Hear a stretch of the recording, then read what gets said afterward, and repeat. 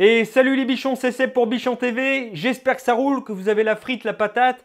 Bienvenue dans cette nouvelle pause café. Le test d'aujourd'hui vous est proposé grâce à notre superbe partenaire Outils des Pros qui a eu la gentillesse de nous mettre à disposition ce télémètre laser Bosch, le GLM 120C. Vous retrouverez tous les tests et contenus sur www.lesbichons.com. Pour vous les bichons, si ce télémètre vous intéresse, on a un petit code qui se trouve dans la description qui vous amènera une réduction sur cet appareil.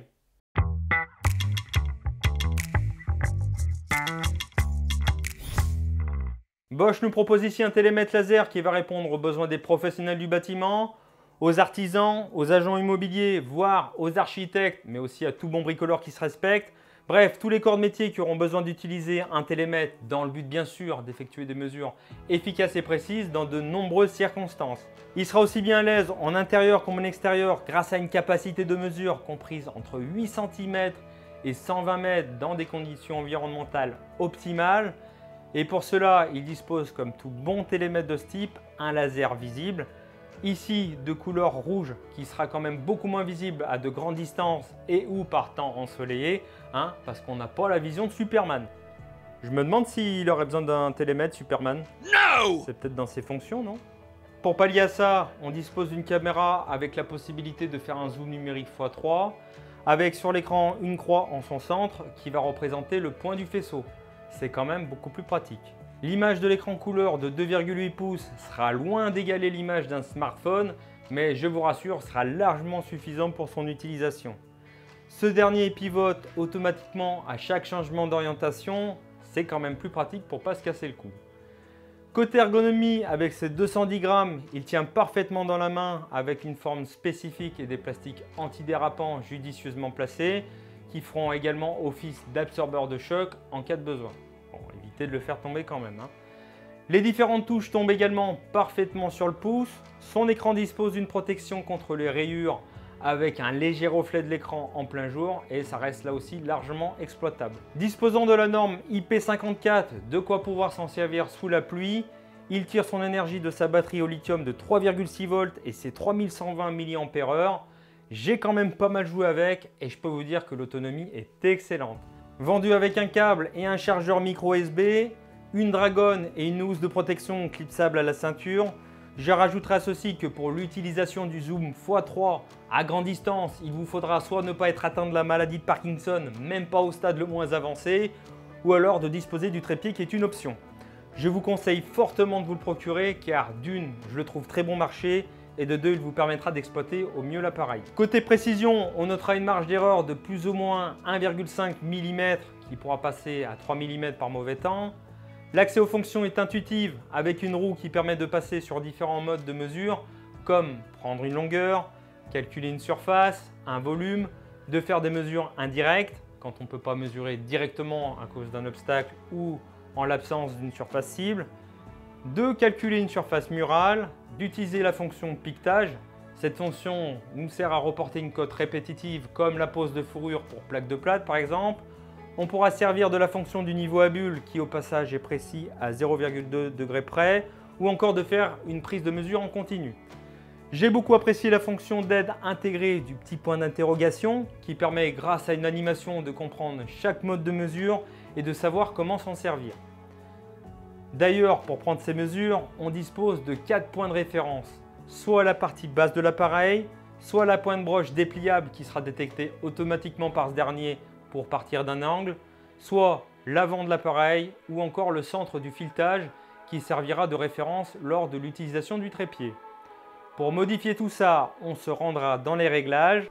Waouh, je suis trop balèze en transition. T'as vu comment je t'ai amené tout ça pour arriver au mode réglage? On pourra régler un retardateur, non pas pour apparaître sur une photo de famille,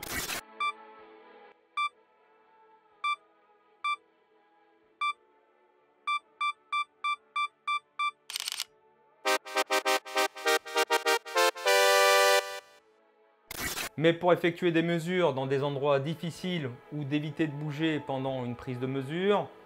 On aura la possibilité de laisser le laser permanent, de recalibrer l'appareil, d'effacer la mémoire interne des cotes et des photos prises qui seront au maximum de 50, d'activer le Bluetooth pour faire des plans sur smartphone et tablette et on pourra aller dans le réglage des réglages. Et oui, il y a un sous-menu. Bon, on passe ça vite fait au travers, hein.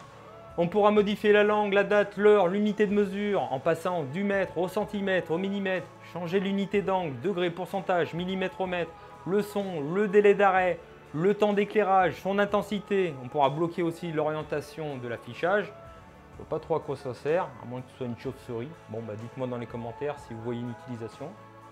Alors, avant de me rendre sur le chantier où j'irai prendre des codes pour connaître un volume de peinture par exemple, ou pour quantifier des besoins de carrelage, j'aurai soit la possibilité de garder mes infos dans la mémoire interne de l'appareil avec la prise de photo et les codes par-dessus, ou je pourrais me servir de l'application Measure On, donc elle remplace la précédente, sur ma tablette. Alors ça fonctionne aussi avec un smartphone, mais alors très franchement par rapport à la tablette, ça n'a rien à voir.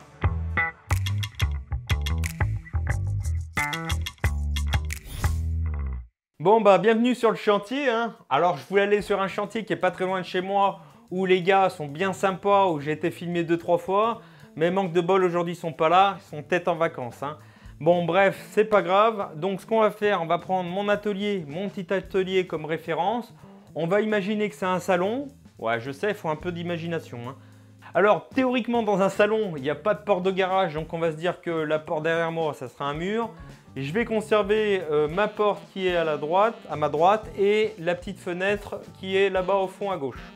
Donc pour cela, bien sûr, je vais me servir du télémètre et je prendrai l'application. Je me servirai de l'application pour voir si ça apporte un vrai plus. Bon, bah c'est parti, j'ouvre l'application. Donc comme tu peux le voir, je me suis déjà pas mal amusé. On va recréer un nouvel espace, une pièce. Donc je vais dessiner schématiquement un rectangle. Alors tu vois déjà, avec le stylet, il faut être assez précis. T'imagines que l'application sur le téléphone, elle est pareille, sauf que c'est plus petit et c'est avec ton doigt. Donc pour effectuer cette opération, c'est déjà beaucoup plus chiant. Donc c'est pour ça que je préfère la tablette. Maintenant, ce que je vais faire, on va prendre le fond. Ici, on va dire que c'est ma porte de garage, donc un mur. Et ici, c'est le long, voilà, le long de la fenêtre. Donc je vais commencer par cliquer dessus. Et grâce à mon télémètre, je vais aller prendre déjà la distance et ça va s'afficher ici directement.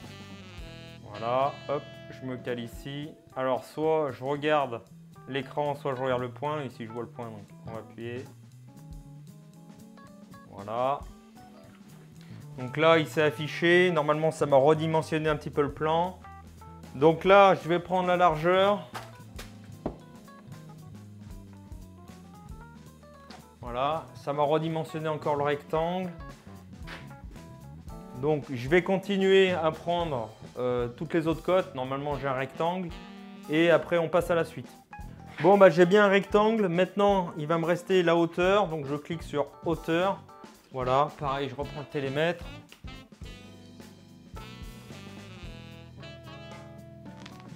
Voilà, donc là je vais indiquer la hauteur, 2,26 m.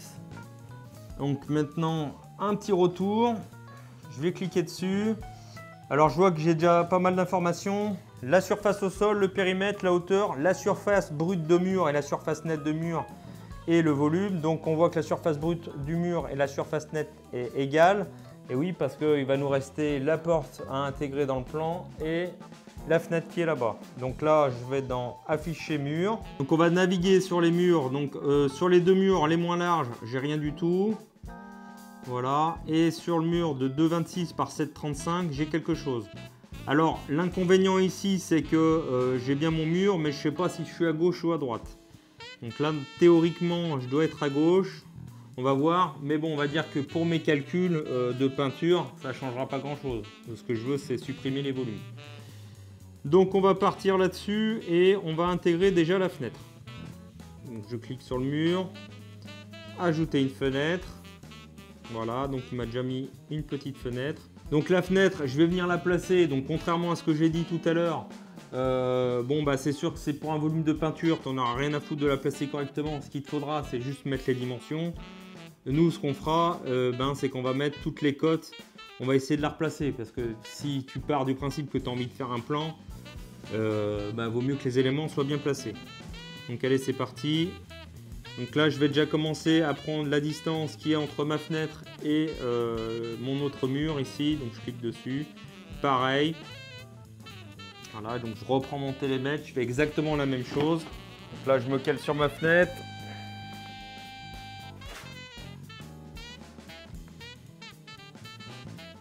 Voilà. Bah, je vais continuer tout ça en off et je te reprends après. Bon, bah maintenant qu'on a mis ces informations, donc franchement, ça marche plutôt pas mal. Voilà, je suis bien content. Donc on voit que la pièce s'est dessinée. Et je vais retourner en arrière. Ah, je vais peut-être retourner un peu loin. Je reclique dessus. Et là, je vois que ma surface brute de mur et ma surface nette, maintenant, n'est plus la même. Voilà, 47 pour la surface brute et nette 45. Donc là, je pourrais déterminer précisément la quantité de peinture qu'il me faudra. Et j'aurai aussi le périmètre, pardon. Donc le périmètre, c'est bon, si j'ai des plinthes, et la surface au sol. Donc moi, je trouve ça plutôt pas mal. Bon, bah pour les conditions optimales, on repassera. Hein. C'est encore pas aujourd'hui. Donc maintenant, pour l'extérieur, je sais pas si t'entends, mais il pleut. Hein. Il est peut-être IP54, mais moi, je suis pas IP54 et encore moins ma caméra.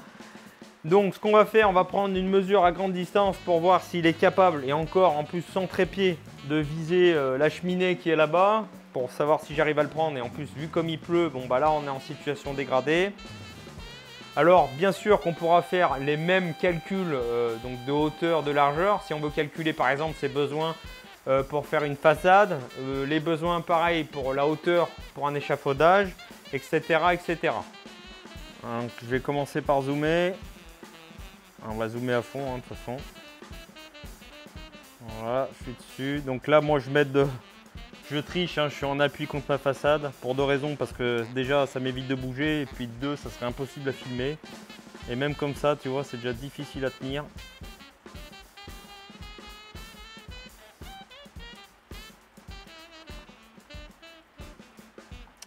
Voilà, 79 mètres 61 et on a bien confirmation que je suis sur la cheminée.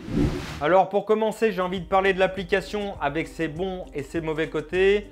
Commençons par les bons. Si je devais m'en servir uniquement avec mon téléphone, ça serait pour prendre une photo de mon chantier et pouvoir mettre directement les codes par-dessus, à l'aide du télémètre bien sûr. Et pour faire des plans, bah, c'est vraiment pas terrible.